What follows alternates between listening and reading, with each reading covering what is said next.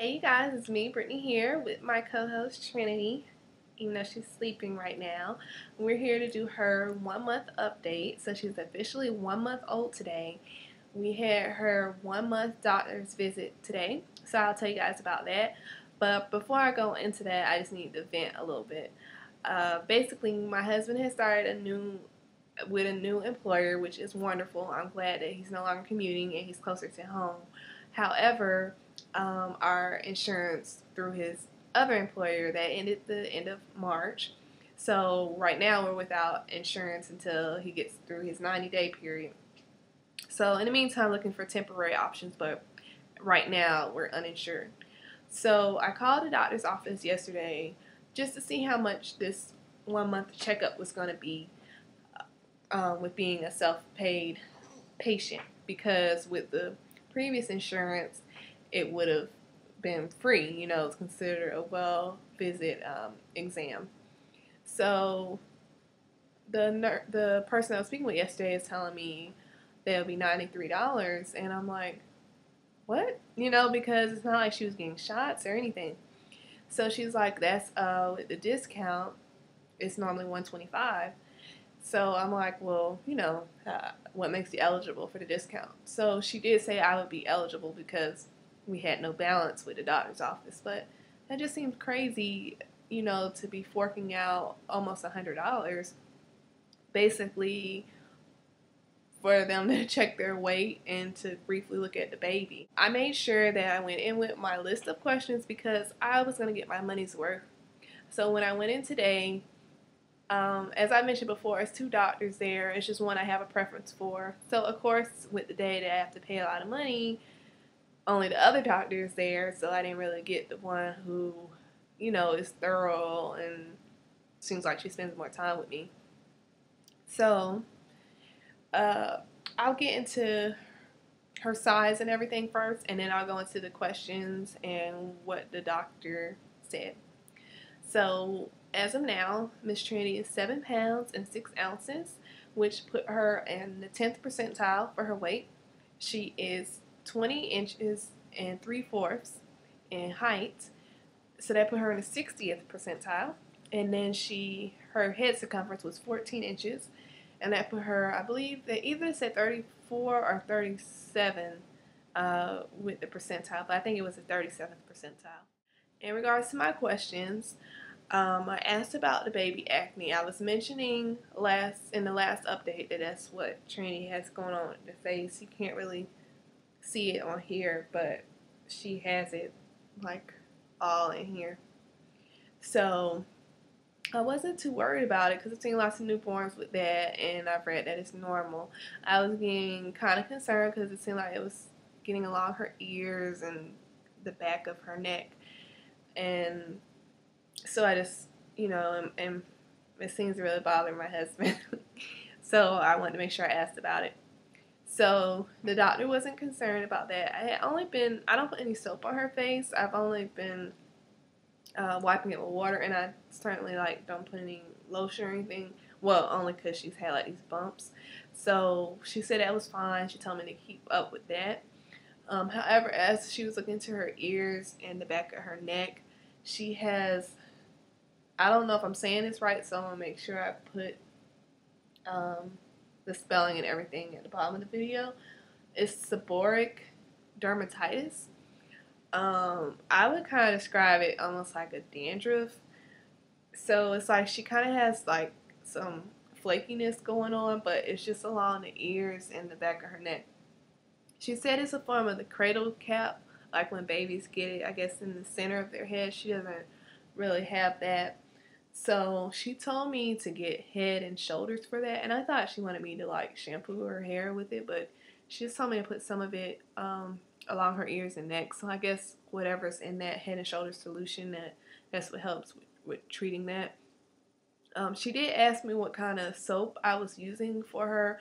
I have been using the Johnson's head to toe body wash. She said that was fine because she was examining her skin, and she said, other than with her, well, she wasn't concerned about the face, but other than the seborrheic dermatitis thing, she was pleased with her skin because she said some babies do need like Aveeno or, you know, other special types, but she felt that she was doing fine with the soap that we're presently using. I did tell her that I have been bathing her like every other day or every 2 days, and she told me I could go ahead and bathe her every day. So my next question was if it was okay for her to have a tub bath, only because of what's been going on with the navel. I gave her a tub bath after her umbilical stump fell off at 13 days, but it was still, her navel still looked kind of weird, and it was stuff kind of oozing out. So I figured I shouldn't do that anymore.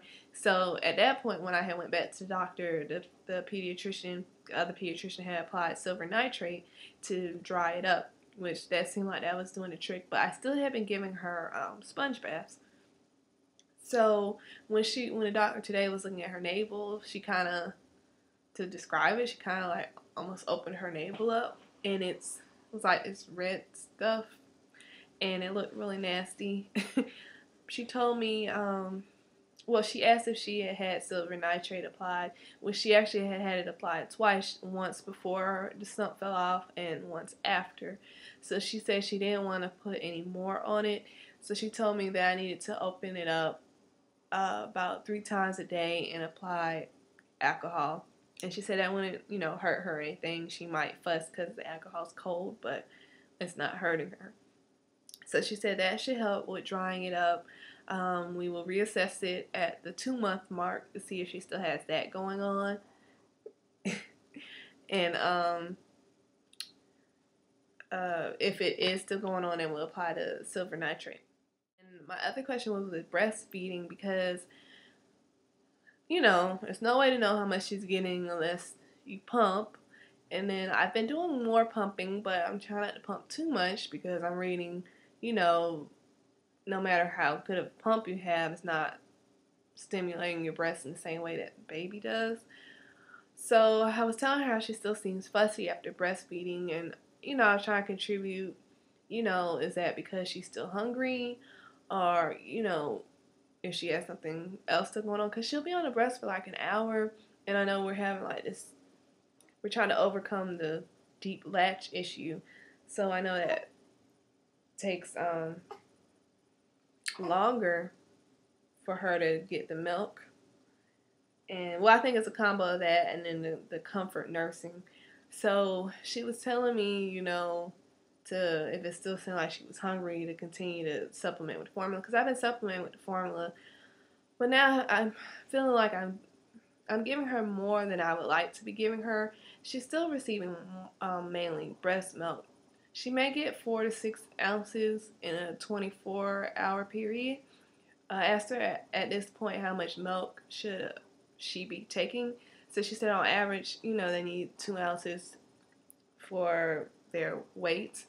So she should be getting about 15 ounces a day. So, you know, if she's getting what she's taking from the breast, and then with the formula, she's still getting more breast milk.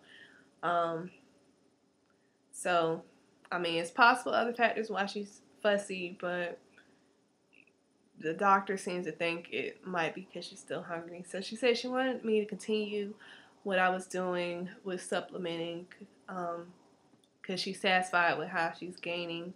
So I told her I want to exclusively breastfeed, and, you know, just to kind of assess how she's doing with that, because even when I would, you know, don't give her as much formula, she still produces like the wet diapers. And before I had introduced formula, she was gaining, and she went into this spiel about some 2-month-old patient that she had who was being exclusively breastfed and hadn't even gained an ounce within the course of the 2 months. I just really found that hard to believe.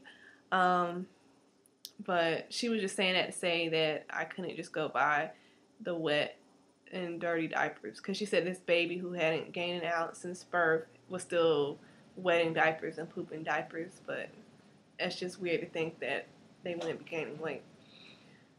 So I guess I'll still continue to supplement until she seems better with the latching. And she you know, I told her, since I as much as I want to breastfeed, to be honest, I'm just really burnt out because it's so frequent, and then she's on the breast for so long. So I told her, if you still want me to give her formula, I might as well just give her only formula. So she was like, no, I still want you to give her, breast milk, and that's still what's best, and blah, blah, blah. She told me if I wanted to kind of test her with just breast milk, that I could go 8 days, like say go 8 days or whatever, with just breast milk, and then come back and see if she gained 8 ounces, because she wanted her gaining like an ounce a day or whatever. So, but just right now at this point with no insurance, I'm not like rushing back up there to fork out money. I noticed it seemed like she does a lot of comfort nursing. I've tried to offer her a pacifier. I didn't initially want to give her a pacifier, but I don't want her. It's okay now with comfort nursing, but I don't want her, to only be pacified, with my breast, because that's not always going to be possible. So, and I have a friend who has, I think their baby is like 18 months now. He only likes to be breastfed at night, and I'm sure it's just his way of being comforted. So, I don't want to deal with issues like that. So she doesn't take the pacifier. I've only given her the event Soothie kind, the kind that they usually give at the hospital, and she won't take it.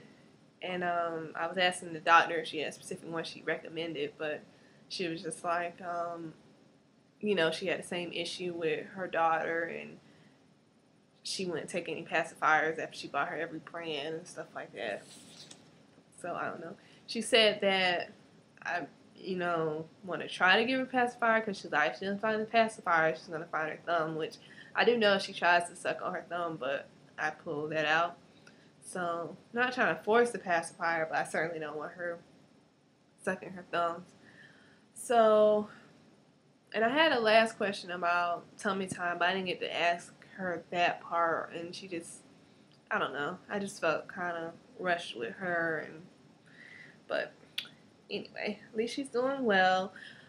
She goes back at 2 months, and that's when she'll get her shots. And it actually was a lady in there today who's 2 months old had got her shots, and just the baby was just so upset and fussy. And I was telling her, I'm like, I am not looking forward to that. So I hope her shots won't be that bad or too painful for her. And I'll try to let y'all see a better view of her.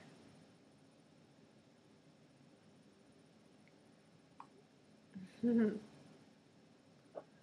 she's rocking her little hair bow today. And she has a little kitty on the butt.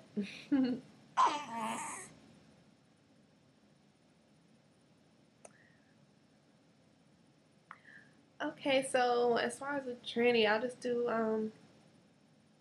I guess monthly updates, or if I just have little random videos with her. So sorry, I was kind of seemed like I was rambling with this video, but thank you guys for watching, and I'll see you later.